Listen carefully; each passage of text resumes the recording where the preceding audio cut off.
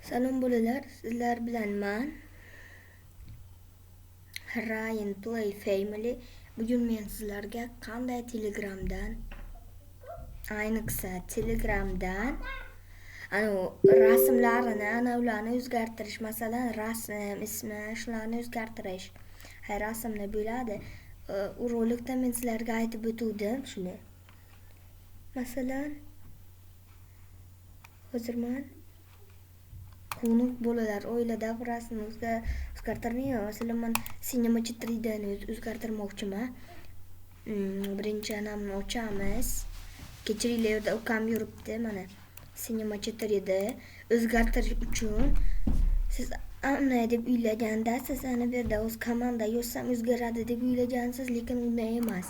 Anamni bosasizlar. Ana 3 ta nuqta bor. 3 ta nuqta bor, keyin upravлять группайni bosasiz. Keyin mana